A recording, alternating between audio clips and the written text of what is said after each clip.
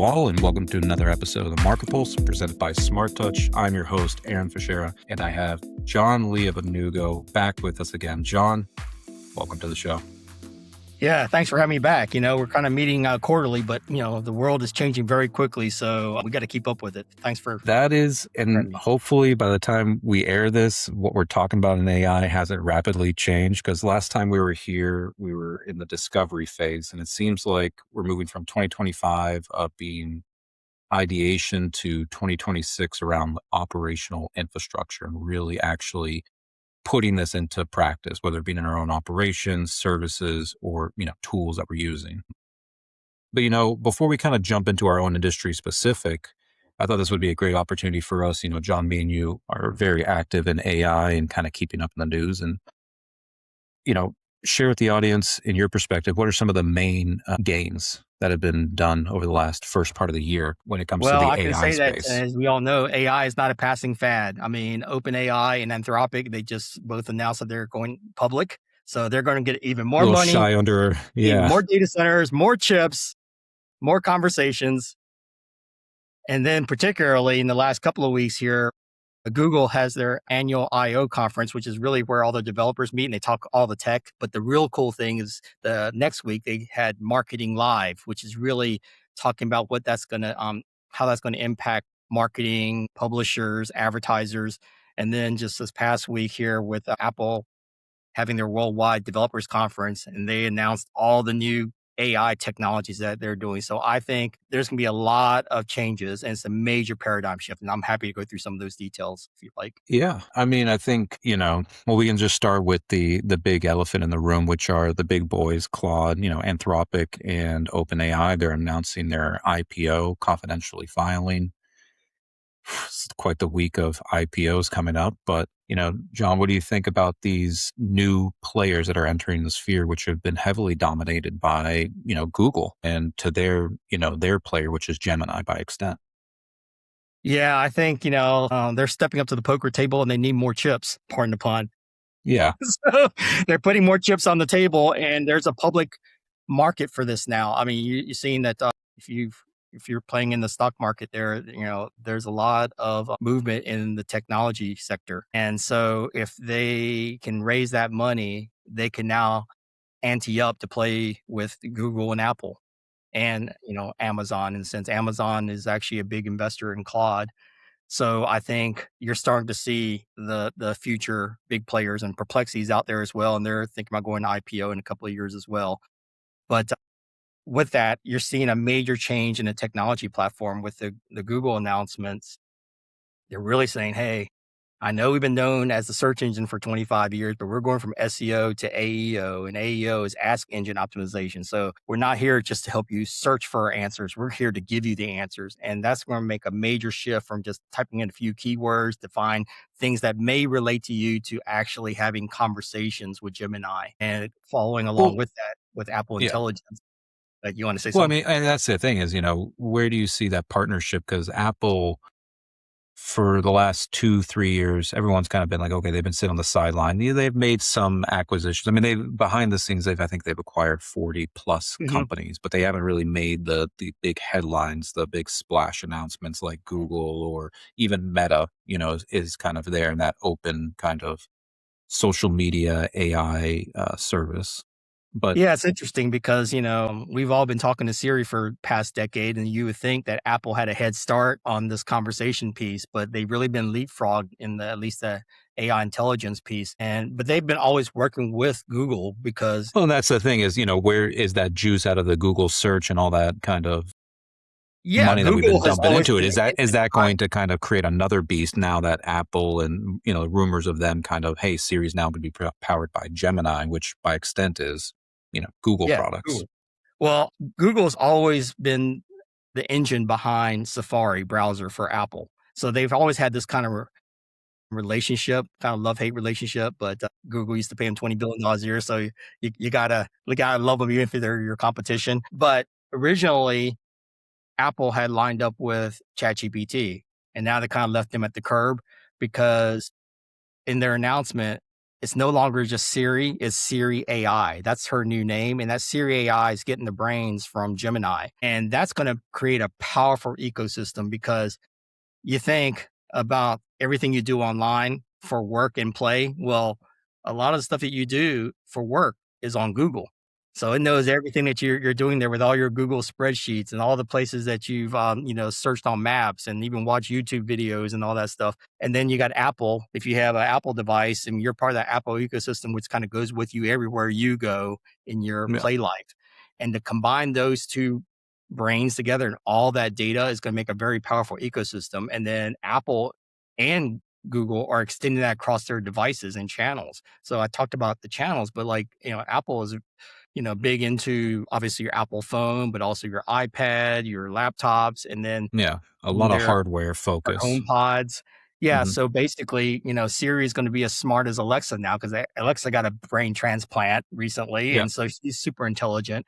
But what Apple is doing is extending it across their ecosystem to not just their devices, but their applications. So basically, all their software apps are becoming smart. Their calendar, their messaging, it's going to not just look at the text, which is kind Hmm. of like SEO. It's looking at the context. And it's not just looking at the context, but it's knowing everything about you for as long as you've been with them. So it's not just, Yeah. hey, Aaron, who are you now? And what do you know? I know No, they're everything. getting all that data set I know ready to your go family. I about. know where you Yeah. Yeah. go. I know what you like. I know what you hate.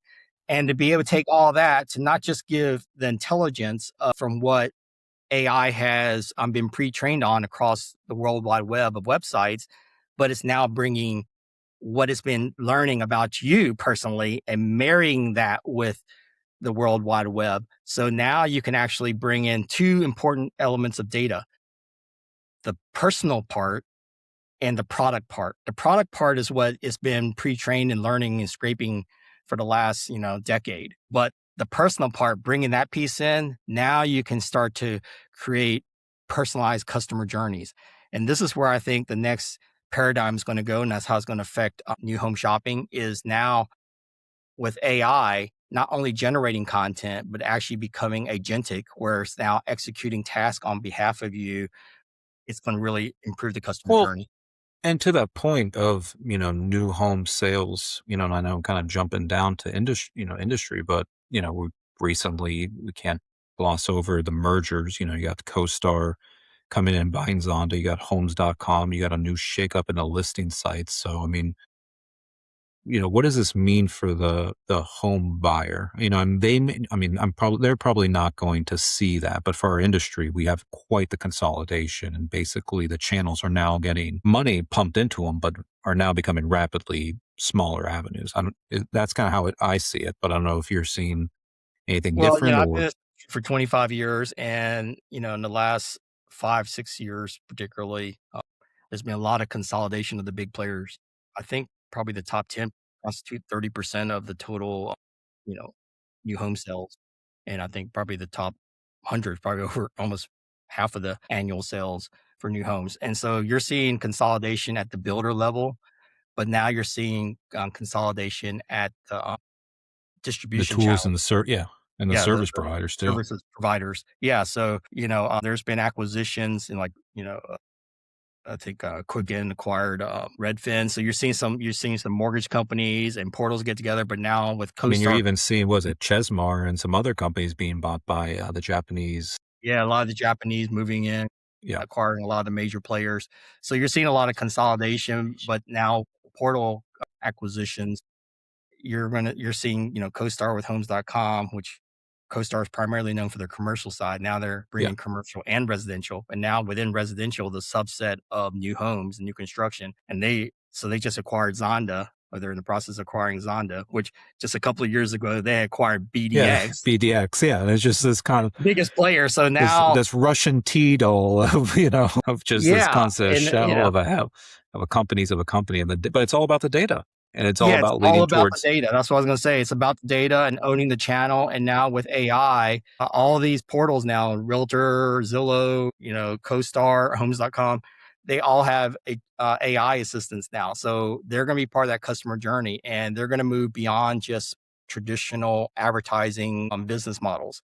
instead of just being at the top to direct you where to go and then maybe picking up some lead revenue, they're going to be part of the whole customer journey, even like with Zillow and Redfin getting into mortgages and contracts. And I just think with AI, it makes that possible.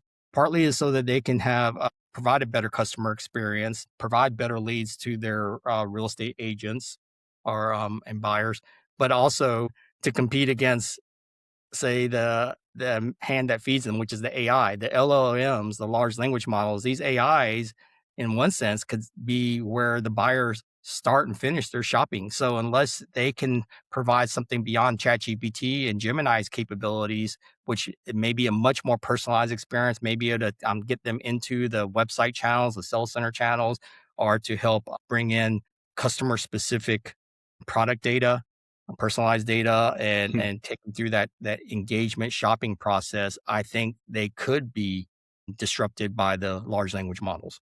Yeah. I mean, if we want to kind of go a little bit step further, because like you kind of touched on, our next, where it's okay, we've got all these big players. We know this tool is, past disruptive. We know it has to be implemented. For yourself, and when it comes to the new home sales buyer journey, how has this changed over the last 6 months? How has AI, as well as the emergence of AI search, this type of new functionality and abilities on our websites and the customer journey, where do you think are the biggest leaps and bounds? And then I'm going to follow up and say, where do you think people have been screwing up? So let's start with the positive first before we kind of make Well, some people let's upset. say I think the way we do marketing is making a total reverse course. And what I mean by that is traditionally marketing has been about driving people, consumers, down sales funnels by appealing to human eyes and hands. The, the buyer has to go click around and everything and look at everything. And the content needs to be very appealing to their eyes. But now with AI marketing, what happened is instead of pushing buyers downstream down the funnel, you're going to have to bring products upstream into their conversation channel, which could be Gemini or ChatGPT, Claude, or whatever. And And for a builder AI, that's listening, what would that look like? Like how would that look like in well, a right real now, life well, situation? traditionally, Yeah. there used to be keywords and the 10 blue links. And then you click on that, and then it takes you to a website, and that's where you really discover the products and the builder and the communities and all that stuff. Well, now if they can bring all that content to where the buyer's having that conversation, they never even left their channel, which is their own buyer's portal channel, to go into the websites. Basically, they're going to get a sample platter of who you are, what you are, and maybe beyond just your name and number, but actually be able to engage with your products. So, like what we create is a lot of interactive visualization products where they can design the exterior and interior of their homes and visualize and take virtual tours and save favorites and, come back, a couple of weeks later and start where they left off. If all that engagement happens at the LLM level, Yeah. they may not need to come to your websites until they are very, very curated. And what happens, I'm saying they're going to shop till they drop online. What I mean is they're going to shop everything in their AI conversations, and they won't drop into your sales office until they've already pretty satisfied and curated. So it may turn into an elongated sales cycle, but you'll have more data points that would then truncate that on-site discovery and kind of conversion. Yeah, well, I think on the with AI's help, an AI buyer's agent, which is probably the surrogate shopper for the buyer, shopping 24/7, so there's no fear of missing out. Then what's happening is the buyer is actually going to shop more builders, more products than they've ever had because AI is doing it 24/7. But the customer journey as it relates to the builder may actually be shorter because when they contact you and meet you in person, they've already probably done 80% of the legwork about you before they even met you Mhm. because the AI has done the work, and the AI has not only shopped you across all your competitors, but they've actually probably in the future will have AI to AI conversations. So my AI buyer's agent will talk to your AI sales agent before me as a human talks to your human salesperson. So we're going to work out all the kinks and make sure that we, everything aligns up for my needs, wants, desires, my pre-qualifications, my contingencies, all of that kind of stuff gets kind of worked out. And I think once some buyers start to use AI buyer's agents, I think all the consumers are going to start to do that. Why? Because I think the fear of missing out is going to be so important that if somebody's using a special tool to get that house before I can ever wake up and click on it, I'm going to get that same tool so I don't miss out either. So if everybody levels up to real-time notifications of exactly what you want and visualizations of what you want, then I think the builders are going to have to do the same thing on their side. They're going to have their AI sales agent respond to every AI buyer's agent immediately. No more 5-minute follow-ups or, wait till Monday. It needs to Oh be yeah. in that conversation with that content right now, or you will miss out because once your competitor employs that to have that conversation like Uber does, matching, riders with drivers, if you miss the bus, Yeah. you miss the Yeah, and yeah, and you shot the experience, and exactly. I think we've conditioned or I think the market in our current state is we're conditioned to that Amazon Prime. You know, I can Hmm. order something and it's going to arrive on my doorstep in the middle of the night. I can order a pad of paper. I'm asking for an appointment. You best, expect a text to say, "Hey, thank you for it. Here's it all set up. Can you please confirm?" Match and How notify. match and notify. Yep. And so, we're finding that on the CRM too, is where if you're not engaging and you create that longer lag time and you're not using technology to, it's like, I think we've talked about the Home Depot reference when you're walking out and they're saying, "Oh, hey, I noticed that you were here." My guy, I was there at the aisle looking for you and I'm here in the parking lot now heading to Lowe's because you didn't talk to me. In the past, the buyers may write it off as, okay, I can wait. I think it's going to go from wait to neglect. They're going to feel like if you didn't respond to me, you don't care about me. And if Yeah. you don't care about me, I don't care about you because this is an indication Oh, of not just the shopping journey, but probably the construction journey, probably the closing journey, probably the, post purchase journey. yeah. I just think, it's simple. It's going to provide a different psychology if you don't respond in the conversation immediately with the right things that I'm looking at, not just generic static stuff. My unique lifestyle needs, concerns, price points. I need to see it. I want to be able to design it. I want to be able to save it. And I think AI is going to be like those mediums that you have in the seances. They're the ones that's going to connect the buyers and the sellers. The messages that go from the seller about their brand, their products, their availability, and all that stuff has to go through an AI to go to the buyer and vice versa. That's why they're called agents. They're not just agents that executing tasks, but they're agents in that you don't need to see me. I don't need to see you until my agent talks to your agent and works it out. Before we kind of dive into that and the changing in, roles, especially in our industry, whether it be OSC, sales, Mhm. marketing, I wanted to touch on some, changes in AI, and especially, John, with your background, renderings and kind of floor plans. The last couple of years has been just a crazy explosion. So, from your Nano bananas. perspective, yeah, yeah, yeah, that's what I'm saying. And you're navigating through it. So, you know, what's going on when it comes to that? Because for us, from that's we need those renderings. If how do you show from dirt from nothing? And now there's a proliferation, but there's probably things that people are doing that you know could backfire. So I don't know, if you could kind of share some of your thoughts and what's when it comes to content and AI, where are we at, especially in the realm of renderings and the buyer journey. I think when they first introduce a new AI technology like generative AI, it's like the beginning of a tsunami warning. It may be 2 years out before it actually hits your shore. And so when I saw it first come out in 2022, I was like, "Hey, I'm in the rendering business, and we have used some technology to allow the AI, well, I want to say AI, but the cloud rendering engine to render that house in the variety of colors depending on whatever the consumer wants." But now AI has taken it to a whole nother level in speed, in cost, in quality, in analytics. And so what's happening now is we have created for our clients an AI studio. So the AI is actually generating that content, enhancing it, taking that same image and showing it from different views, from drones, and turn into videos and different colors. I'll do a shameless plug for you here because Uh-huh. yeah, I had your team show me, and I thought it was really cool. From like, I was like, well, how do you do this? They're like, well, here, give us a scene. Like, what do you want to see?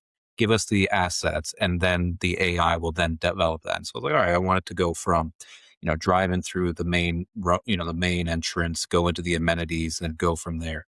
And you're talking Yeah, about instantly. what would have taken weeks in the prior. And costs a lot of And they're money. turning cost a lot of money. They're saying, hey, give us some time, and we're going to get this turned around within, week, 2 weeks tops, based on approvals.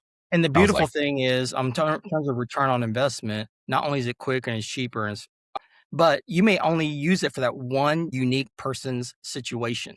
So you couldn't justify in the past to go spend thousands of dollars for just errands, personal tour, and design.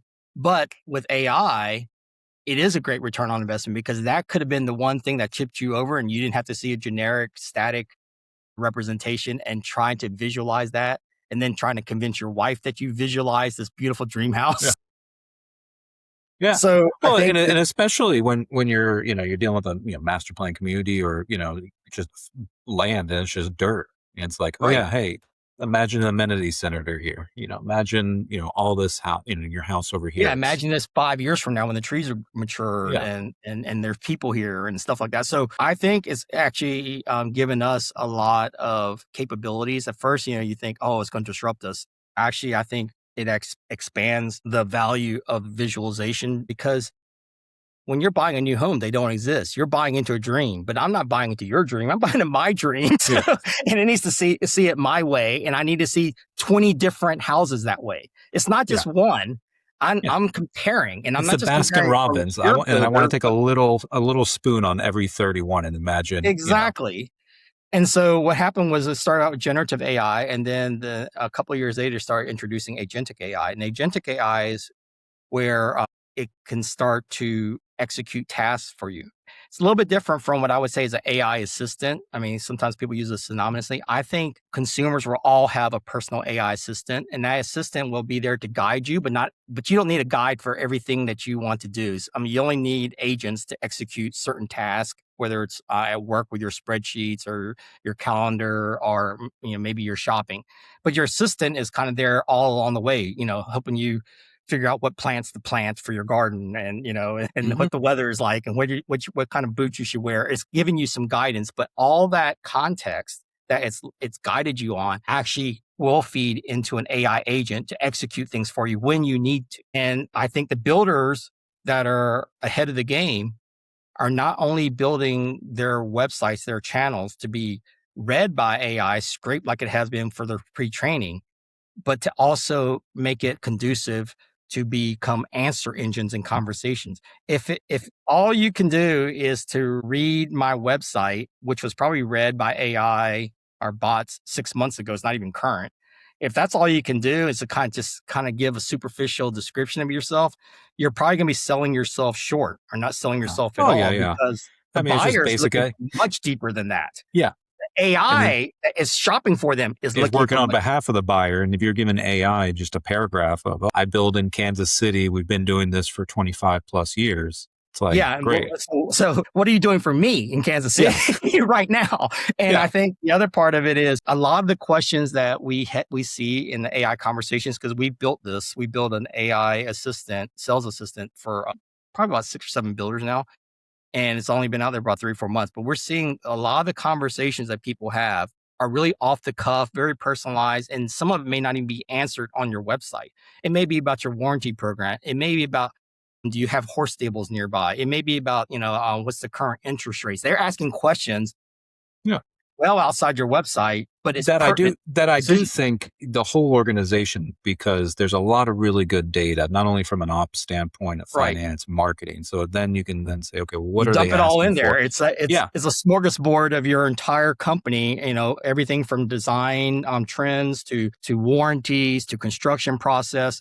as well as external things about, the city, the lifestyle. Hey, I love sports. So what kind of sports? And also I have kids that play sports. And so you're not only helping them learn about you, but you're learning about them, because I think a lot of builders are using the wrong bait to attract the wrong audience at the wrong time Yeah.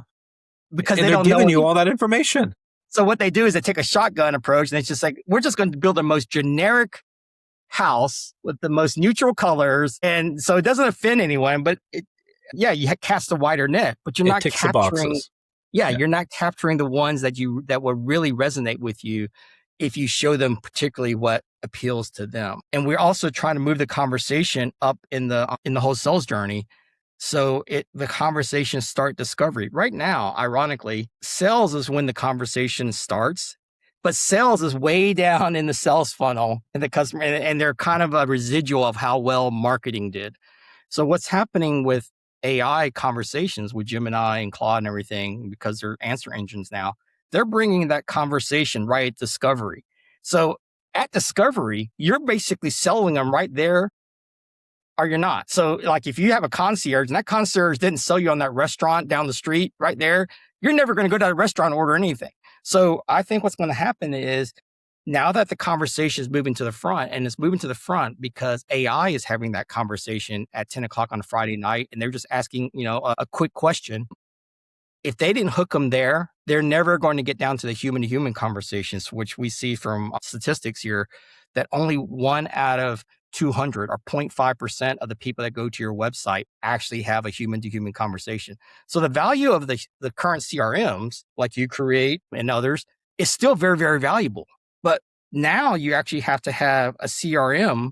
I call it a AI CRM that's actually handling those AI to AI and human to AI conversation to usher them down. So maybe instead of just 1 out of 200, maybe you can double that conversation of human to human to 2 out of 200.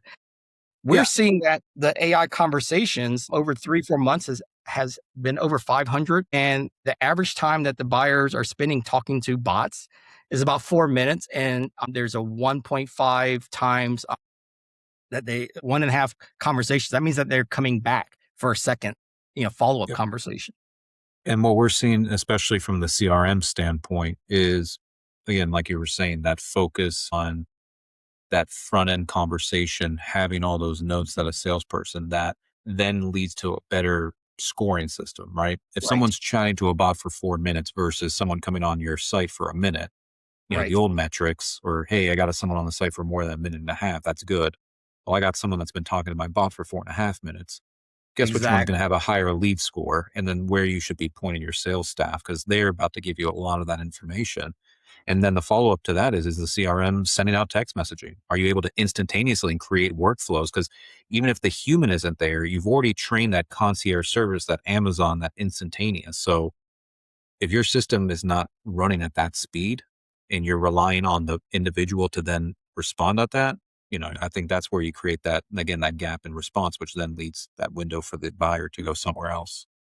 For the human OSC and salespeople to know what the buyer is even talking about over 3 months and which products they look at and all that, you actually need to work with your AI sales assistant. So I think you're going to start to see over the next couple of years, and probably it's going to be forever now, is that we're going to have new workforces that is a hybrid of AI and humans. It's going to be very interesting to see how businesses reorganize around that, define the roles, define the purpose of the functions and the costs, and when does the AI hand off and when does it keep running with it? Well, and I know we kind of talked about it. I know we can jump ahead to our predictions here, Mhm, but I'll kind of anecdotally bring up, recently I've kind of walked with my folks here in Central Texas, and they bought a new home. mhm, Went onto a Lennar and went to a sales office, and the gentleman didn't get up out of his chair. mhm. All right. Yeah, not all human cells are great. Yeah. So that was a little eye opener there too. And he said, and his first question was, "Do you have an appointment, buddy?" In today's market, if you Yeah, have someone that's breathing walking on site, and you're going to ask them, "Do they have an appointment?" Like you've yeah. already What are you gonna missed do? the Turn them boat. away? I mean, you're Yeah. crazy. So then we go to another one. Yeah, and it was a very good salesperson and attentive, and the person was there, and as I've been noticing, they chose to go with that individual. They did a great incentives and great, did the Mm. whole kind of sales tactics. But what really stood out was that that individual was there with them through the journey and then helped with the on-site. And I know I see this coming together more and more, especially with AI, because then you're asking, well, what is the point of the salesperson, right? If we're having if the AI is driving the conversation up to the front end and they're coming on site and they're providing that concierge service. If I'm a builder and I'm looking at, hey, I want to create a lean, mean team and I want to create a pleasurable experience. Why can't I have that salesperson and have that handoff and work with the construction and be through that's that in real life concierge. So it becomes a extension of that experience with the AI and that they're going to then be that human, you know, concierge through the building process rather than, hey, I just saw you for 15 minutes. You showed me around the model home. We signed a contract. Now you're off with your field team. I'll see The you at one unique closing with the thing about keys. AI is not only is it superhuman, but it's like Barbie in that she can wear many different hats. So at the beginning, she's like a marketing person and just having, or maybe even a friend, just having a conversation with you, and then in marketing, telling you about the brand, the products, the community, or all that.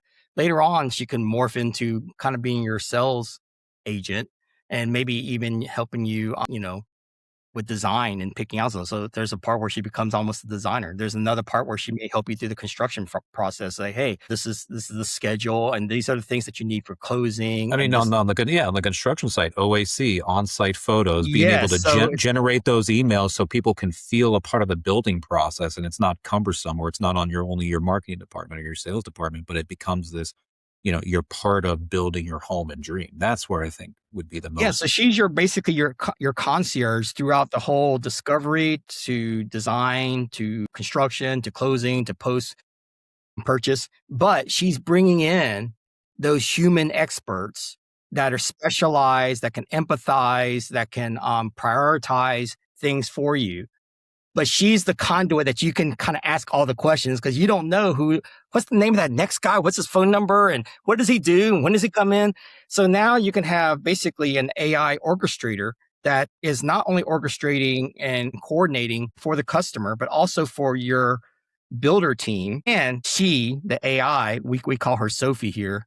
She's like our air traffic controller. She sees what's coming and what's going because she sees what humans don't see, which is actually the online interactions of that buyer. Just because the buyer says, hey, yeah, that was a great plan that you showed me. I really like it. I think, and then they go back home and they actually choose something else. Yeah, they choose. You're Yeah, apt to speak out on the words, but you will never know. But Sophie knows, and then she will recalibrate and tell the salesperson, actually, they were turned off by what you said. They actually like this other thing. So let me tell you what we can do. And she would even yeah, no, talk to AI sales assistant on the front end, says, hey, say your AI sales assistant is named Tony on your website. Say, Tony, hey, basically, Aaron didn't really like that plan. Do you have something else you can suggest? So Sophie is now the coordinator of both AI and human workers or staff. yeah. Well, and to take it one step further is now you're past the closing, you've got a homeowner. They can apply that same AI that they've already known, that's already been branded, Yes. is now their warranty and portal. Hey, I got my 1 year. Here's a reminder, your 1 year's coming up. Here's a checklist. Here's who you need to fall out, and you can have it all synced together. I mean, Amazon's already done this. I mean, Amazon obviously they're into e-commerce. That's a mild A statement. little bit. They Yeah. also own Claude, but Claude has taken on the persona of their AI assistant on Amazon as Rufus. So some people have been using Rufus for the last couple of years that's been in existence. So whether they're shopping for lawnmower or jewelry, they're talking to Rufus because they built that relationship. And I just think if if the builder can establish their AI assistant for their brand that goes And through all the way to even 2 years down the road to help you resell that house. That helps social media, that helps your brand, that helps your communications, helps your warranties. yeah, no, I think it does. We're in a place that we have to reimagine it. When it comes to predictions, we talked about the sales, how do you think, well, I guess, what would you predict or do you feel would be helpful for the future of new home sales? now that you have all this information, now that it's front loaded, what are some of the skills that you believe new home sales professionals need to start adapting? Now, for myself, and I'll kick us off, I think it's financial literacy because we're seeing more and more buyers, especially new, my generation, Gen Z, Gen Alpha, looking for that financial literacy. What's that buying power on your website, things like that. If a salesperson cannot kind of speak or articulate, I think that acts as a drawback too, because the first thing that they're coming on is what's my interest rate? What incentives can you offer me? So really what they're getting to the heart of is how do I make it work financially? So I think if that's what they're telling you, I my prediction is sales has to get more financially savvy. But John, what do you feel? Well, I think, this is where AI comes in. I mean, I think, as much as you used to say, go Google it, now you're going to say, ask Gemini, ask ChatGPT, ask Claude.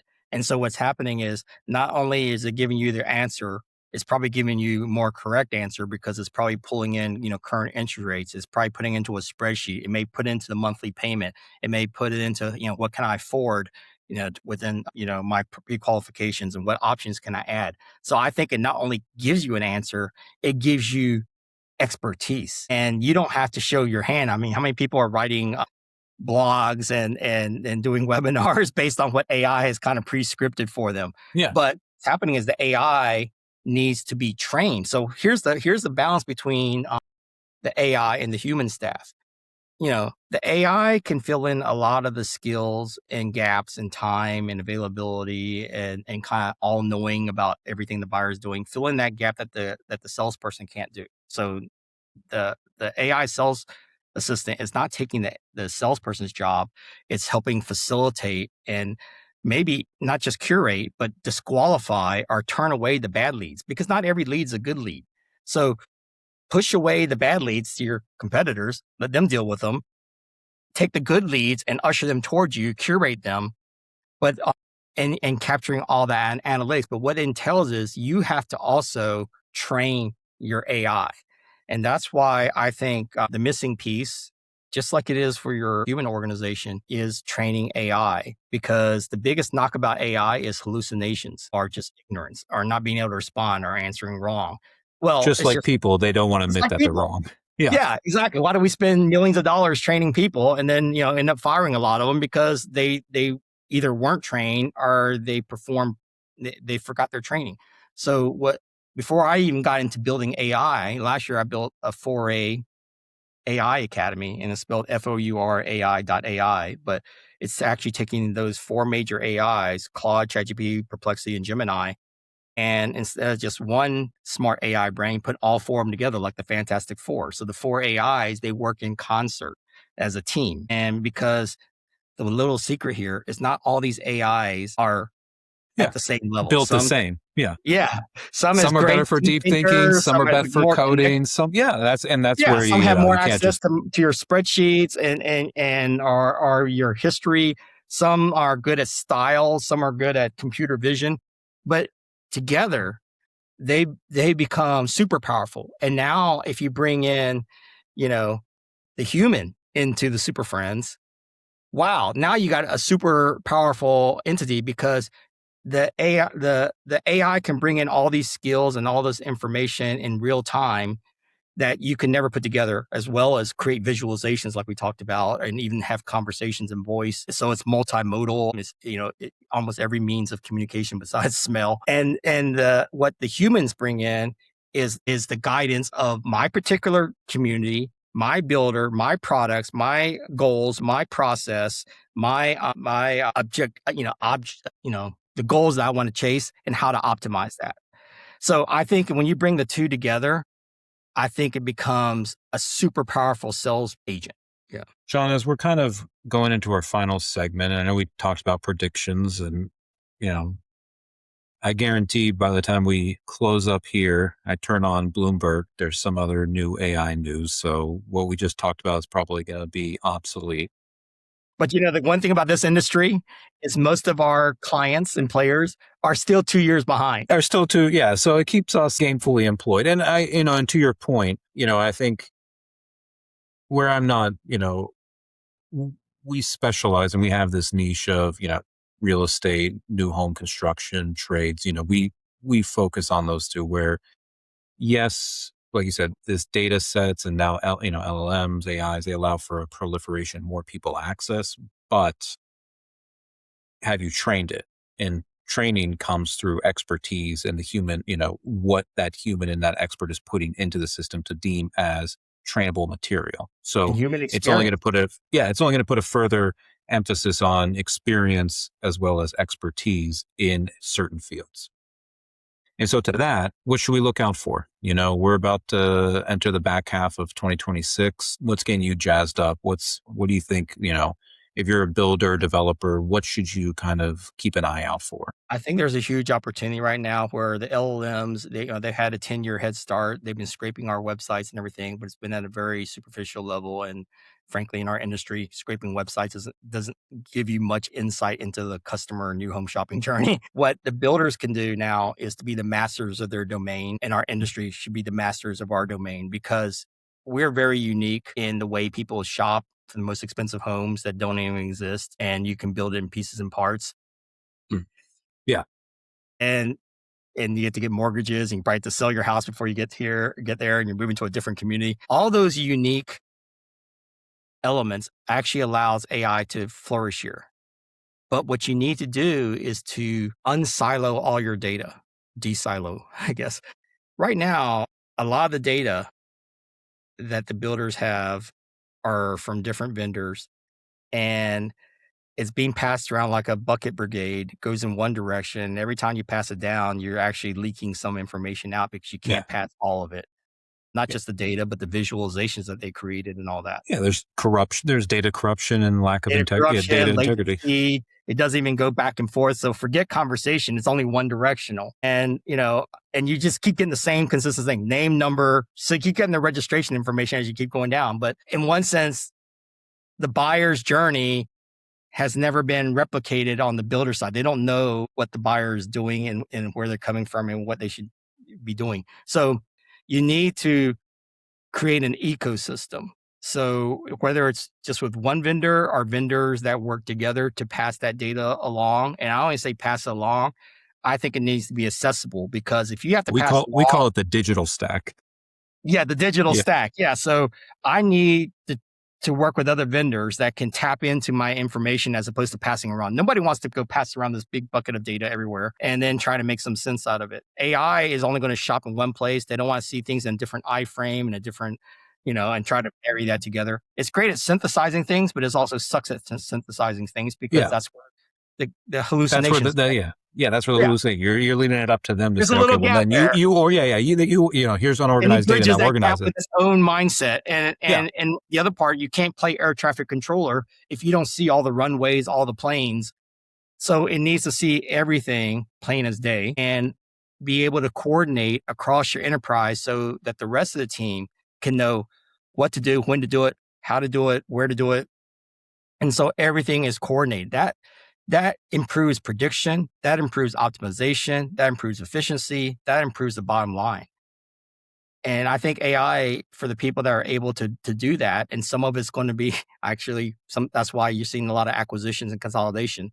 They're consolidating, so they're going to take all that wonderful data. It's all in one place, and AI can be even smarter and faster than everyone Yeah. else. And I think just the digital realm, because, for years, and we'll use CoStar as an example with the recent acquisition of Zondas, for the longest time, we always kept residential and commercial separate, and industrial always kind of was like the stepchild. It would get Right, right, right. shoved into commercial. But now, with master plan communities, we're seeing more lots. There's that live, work, play, mixed use. So these worlds, Apartments.com, they also own that, apartments.com, and development. multifamily, build to rent. So these worlds are rapidly closing and coming together too. And then you got a lot of that capital from the commercial side that's just been sitting on the sidelines saying, hey, how do we then make it to work? I mean, then you got, That's what Wall like Street's looking. Berkshire Hathaway. They're giving premiums on people that can foster AI and then can utilize all that data. The next part after that, though, once you got all that data get together, is who can actually now turn all that data into a great customer journey experience. Yeah. And that's Because where it is. It still requires the human person. It it's really requires execution. the It still intent. requires Yeah. people, and yeah. And we've always said if you can't treat it like a silver bullet, but then you have to have the end game in mind and what questions are you asking of the data, you know? So that's where I see it going. I think AI has now moved off the drawing board in a sense, and Yeah. it's actually turning into It's now, applications. yep. And those applications you're seeing now by the big players, like I said, with Apple and Google, Gemini, Anthropic, ChatGPT, they're putting their money where their mouth is, and their mouth is going to be putting money in your pockets. Yeah. No, no, I'm excited to see it. So, John, as always, wealth of knowledge. I appreciate you hopping on, and then I can't wait for our next update to see, the world that we live in and where it's evolved because it is almost like an organic organism that's growing and changing and ever evolving too. So the landscape that we talked about last year, and now with Apple and Gemini, is rapidly going to change what the landscape looks like over the back half of this year. Plus, with the introduction of IPOs of Anthropic and OpenAI. Yeah, I mean, basically, I think with all these big players coming there, pretty soon you're just going to hear operating systems or AI operating systems. If your platform, your software isn't connected, it's actually disconnected. And if you're disconnected, you're probably left out of the conversation. John, till next time. Yeah, enjoyed it. Talk to you later. Bye. See you. For everyone out there, thank you again for sharing this time, and we'll catch you next time on the Market Pulse. Have a great day. No.